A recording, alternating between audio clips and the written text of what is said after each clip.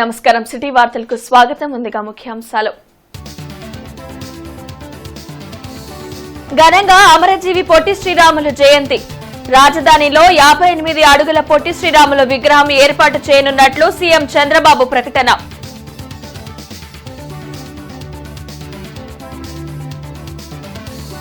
PVK Naidu market ను పరిశీలించిన కేంద్ర సహాయ మంత్రి పెమ్మసాని. త్వరలోనే మార్కెట్ కాంప్లెక్స్ నిర్మించి వ్యాపారులకు న్యాయం చేస్తామని హామీ.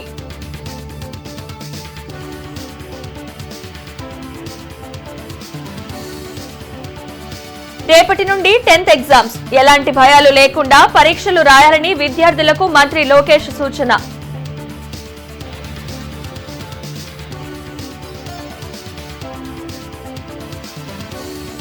దేశ సంపదను కార్పొరేట్ శక్తులకు మోడీ దోచిపెడుతున్నారు.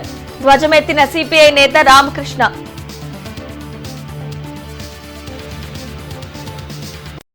పొట్టి శ్రీరాములు 58 రోజుల దీక్షకు గుర్తుగా రాజధానిలో 58 అడుగుల విగ్రహం ఏర్పాటు చేయనున్నట్లు ముఖ్యమంత్రి చంద్రబాబు ప్రకటించారు. ఉండవల్లిలోని సీఎం నివాసంలో పొట్టి శ్రీరాములు జయంతి సందర్భంగా ఆయన విగ్రహానికి పుష్పాంజలి ఘటించి నివాళులర్పించారు. ఏడాది పాటు పొట్టి శ్రీరాములు జయంతి ఉత్సవాల నిర్వహణకు ప్రభుత్వం నిర్ణయం తీసుకుందన్నారు. నెల్లూరులోని పొట్టి శ్రీరాములు స్వగ్రామం అభివృద్ధికి చర్యలు చేపడతామని సీఎం తెలిపారు. మంత్రి నారాయణ, ఆర్యవైశ్య కార్పొరేషన్ చైర్మన్ డూండి రాకేష్ తదితరులు ఈ కార్యక్రమంలో పాల్గొన్నారు. ఆయన చేసిన త్యాగ ఫలితమే భాషా ప్రయుక్త రాష్ట్రాలకు నాంది పలికింది. ఈ రోజుతో ప్రారంభమయ్యే ఈ ఉత్సవాలు 1 year మొత్తం చేసి నెక్స్ట్ మార్చి 16కి మన దీన్ని కన్క్లూడింగ్ సభ కూడా పెట్టుకుంటామని చెప్పి కూడా నేను మీకు తెలియజేస్తున్నా. ఈరోజు చరిత్ర తెలియనటువంటి యువతకు మనం చెప్పాల్సిన బాధ్యత మన పైన ఉంది. ఆ విషయం మీరు గుర్తుపెట్టుకోవాల్సిన అవసరం ఉంది. ఆయన ఉన్న ఇల్లు నెల్లూరులో ఉంది, ఆ విలేజ్ లో ఉంది. దాన్ని కొని ఒక మెమోరియల్ గా మనం తయారు చేసే శాశ్వతంగా ఎవరు వచ్చినా అక్కడ పోయి చూసేట్టుగా ఒక మ్యూజియం తయారు చేద్దాం.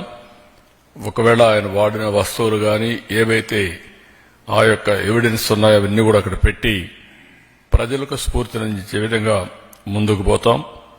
ఈరోజు రాజధానిలో కూడా 58 రోజుల దీక్ష గుర్తుగా ఆయన స్ఫూర్తికి 58 అడుగుల విగ్రహాన్ని పెట్టాలని చెప్పి నిర్ణయిస్తున్నాం. ముఖ్యమంత్రి చంద్రబాబు సమక్షంలో హోట్కా సిఆర్డీఏ మధ్య ఒప్పందం జరిగింది. రాజధాని అమరావతిలో నిర్మాణాలకు 11,000 కోట్ల రుణాలను హడ్కో ఈ మేరకు ఇవ్వనుంది. మంత్రి నారాయణతో పాటు హడ్కో సీఎండీ సంజయ్ కులశ్రేష్ఠి, సిఆర్డీఏ కమిషనర్ కన్నబాబు, ఇతర అధికారులు పాల్గొన్నారు. ముంబైలో జనవరి 22న జరిగిన హడ్కో బోర్డు సమావేశంలో నిధుల మంజూరుకు సభ్యులు అంగీకారం తెలిపారు.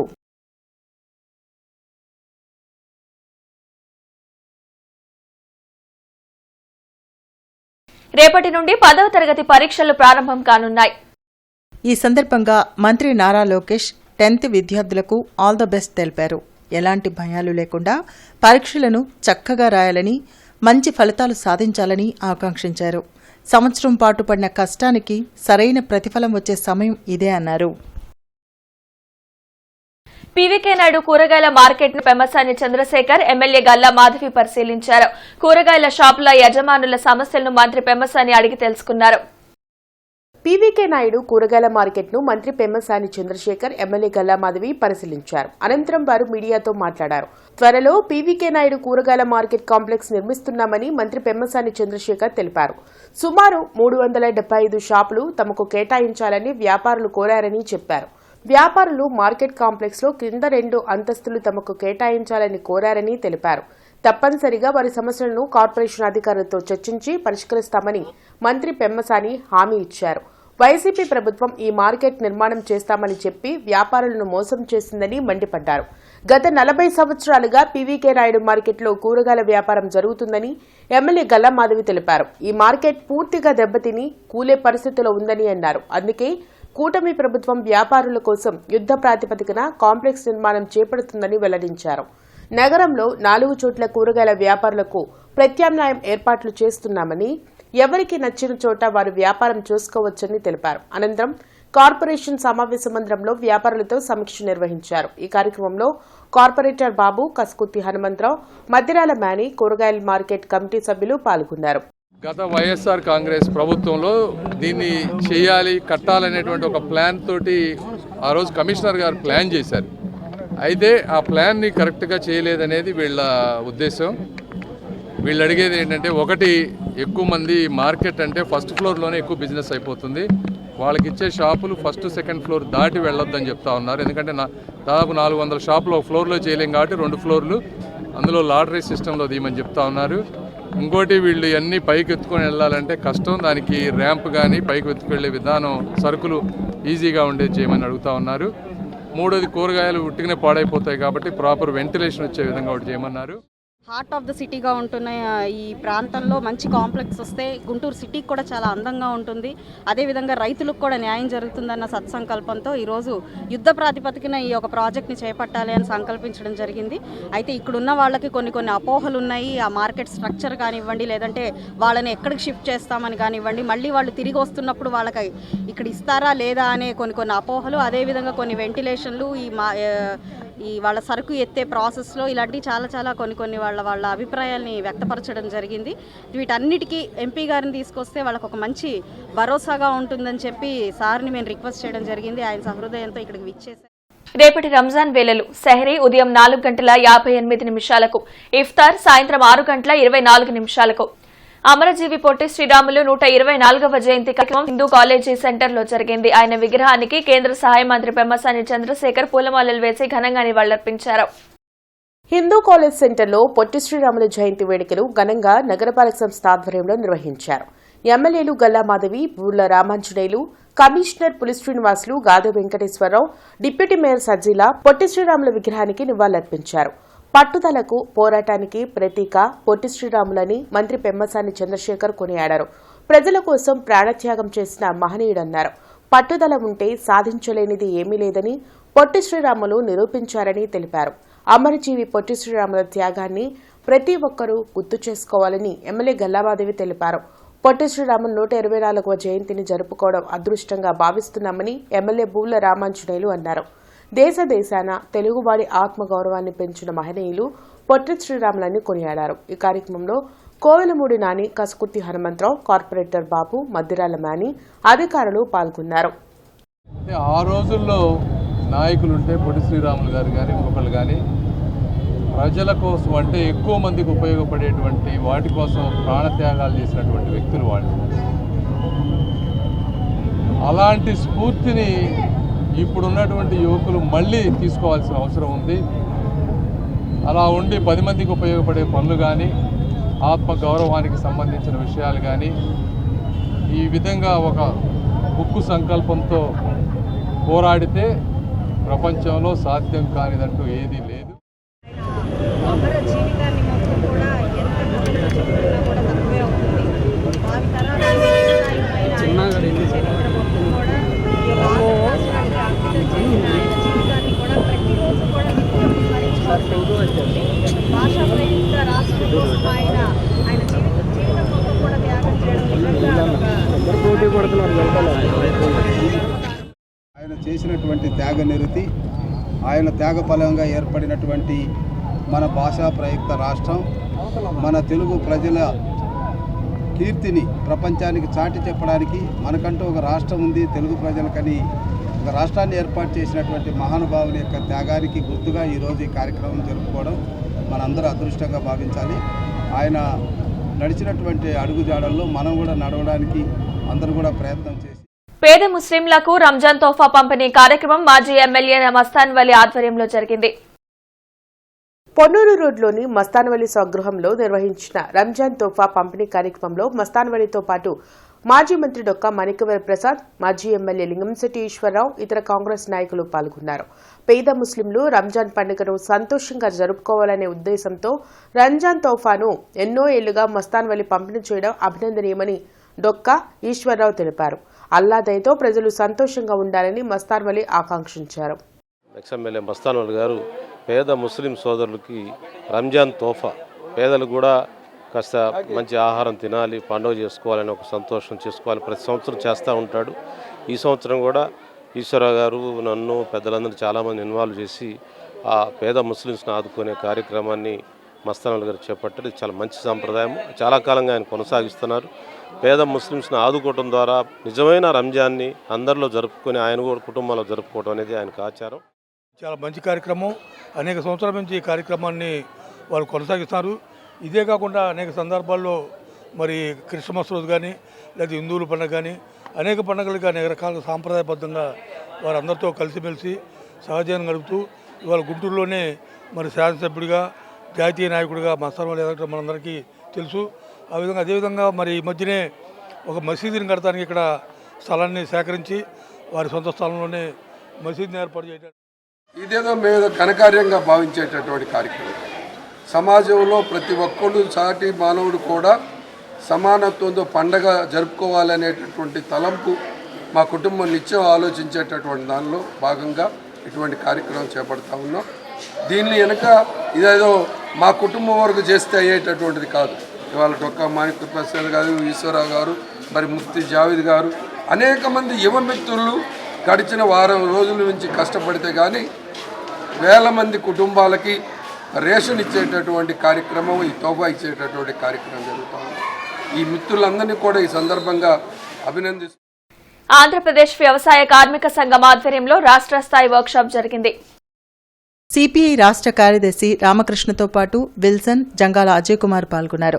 దేశంలోని సంపదను కార్పొరేట్ శక్తులకు దోచిపెట్టడమే ప్రధాని మోడీ లక్ష్యంగా పెట్టుకున్నారని రామకృష్ణ ధ్వజమెత్తారు. పండించిన పంటలకు కనీస మద్దతు ధర లేక రైతులు రోడ్డెక్కి ఆందోళనలు చేస్తుంటే కేంద్ర రాష్ట్ర ప్రభుత్వాలు పట్టించుకోవడం లేదని విమర్శించారు. బ్యాంకులు సైతం రైతులకు రుణాలు ఇవ్వకుండా అప్పులు తీసుకుని ఎగ్గొట్టేవారికే ప్రాధాన్యత ఇవ్వడం సిగ్గుచేటన్నారు. లక్షల కోట్ల రూపాయలు బ్యాంకుల్లో అప్పులు తీసుకొని వాటిని మాఫీ చేయించుకుంటా ఉన్నారు.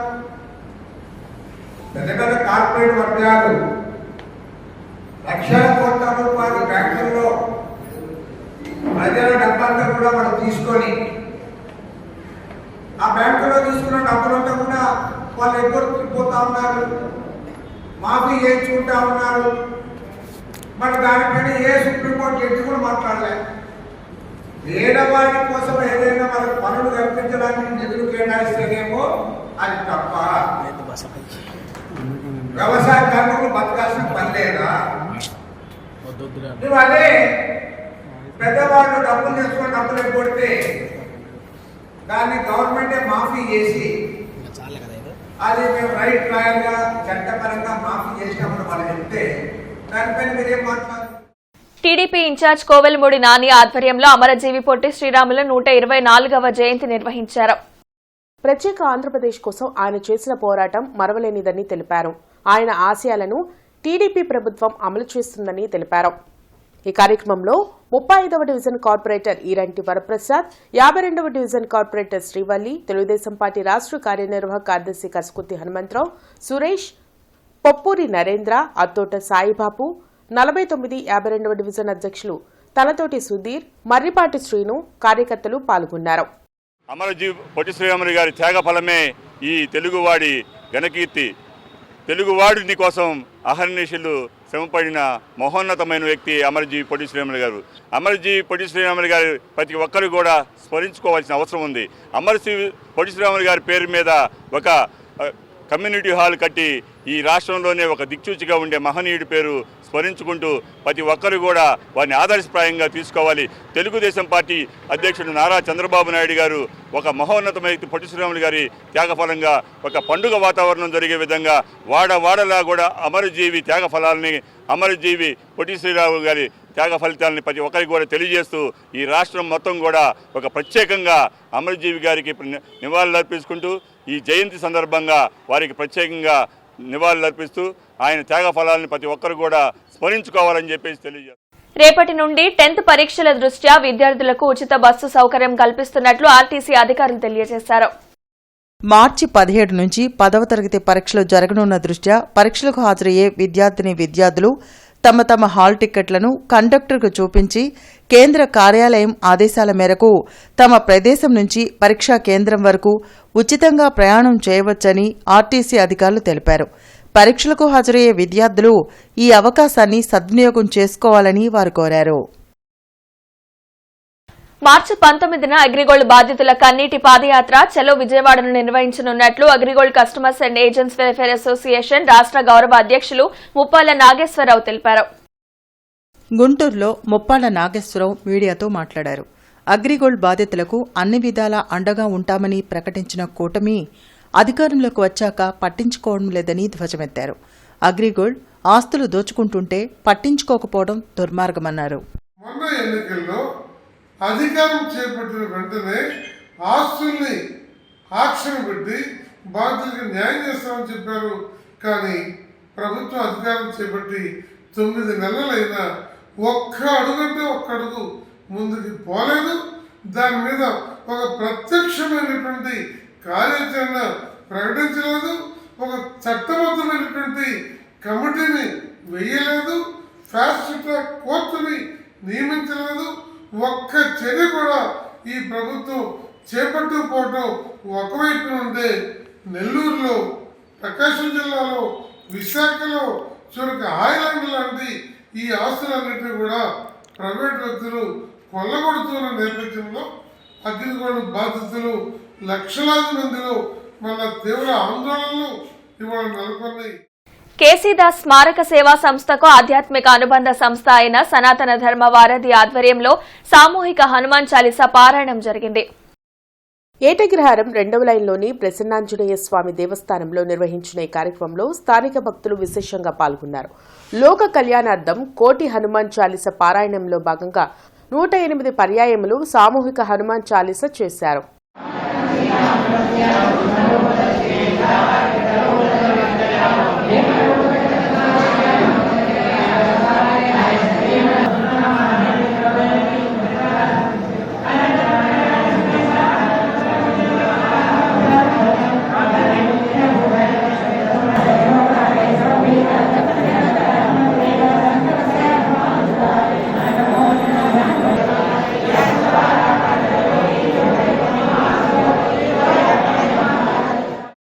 మెతుకుమిల్లి చరణ్ తేజ జై హారికల మొదటి వివాహ వార్షికోత్సవం సందర్భంగా వర్స్టైల్ సర్వీసెస్ ట్రస్ట్ మరియు శ్రీకృష్ణ అకాడమీ ఆధ్వర్యంలో నాయుడుపేటలోని డంపింగ్ యార్డులోని నిరుపేదలకు మధ్యాహ్న భోజనం ఏర్పాటు చేశారు. ఈ సందర్భంగా ట్రస్ట్ చైర్మన్ పాసం శ్రీకృష్ణదేవరాయ యాదవ్ మాట్లాడుతూ అన్నం పరబ్రహ్మ స్వరూపమని, అన్నం లేదా ఆహారం లేకపోతే ఏ ప్రాణి జీవించలేదని అన్నారు. ట్రస్ట్ సభ్యులు పాసం సర్దార్ అభినంద్ యాదవ్ మాట్లాడుతూ మనకు ఏది లోపించినా బ్రతకగలం, కానీ ఆహారం లోపిస్తే బ్రతకలేం, దానాలన్నింటిలోకెల్లా అన్నదానం మిన్నా అని అన్నారు. ఈ కార్యక్రమంలో ట్రస్ట్ సభ్యులు కోనంకి మురళీకృష్ణ యాదవ్, ఆలా రాఘవయ్య, శకుంతల, కోటేశ్వరరావు, అనురాధ మరియు ట్రస్ట్ వాలంటీర్స్ అనంగి కృష్ణతేజ, సత్య, హర్ష, సంతోష్ పాల్గొన్నారు. ఈరోజు మెతుకుమిల్లి చరణ్ తేజ్ మరియు జయ హారిక మెతుకుమిల్లి ఆలా రాఘవయ్య గారు, శకుంతలాదేవి గారి మనవరాలు జయహారిక చరణ్ తేజ వల్ల మొదటి వార్షికోత్సవం సందర్భంగా ఈరోజు మీ అందరికీ ఫుడ్ ఐటమ్స్, అలాగే కూల్ డ్రింక్స్, అలాగే బట్టలు తీసుకొచ్చాము. అందరూ కూడా వీటిని స్వీకరించి వారిని ఆనందించవలసి. వార్తలు ముగించే ముందు ముఖ్యాంశాలు మరొకసారి.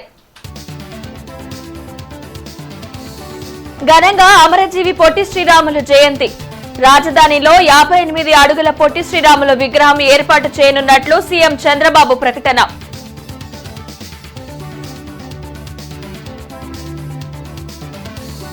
పీవీకే నాయుడు మార్కెట్ ను పరిశీలించిన కేంద్ర సహాయ మంత్రి పెమ్మసాని. త్వరలోనే మార్కెట్ కాంప్లెక్స్ నిర్మించి వ్యాపారులకు న్యాయం చేస్తామని హామీ.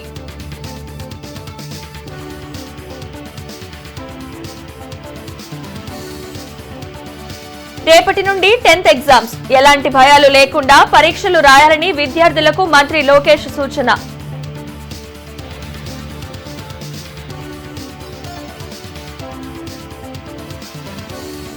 దేశ సంపదను కార్పొరేట్ శక్తులకు మోడీ దోచిపెడుతున్నారు. ధ్వజమెత్తిన సిపిఐ నేత రామకృష్ణ.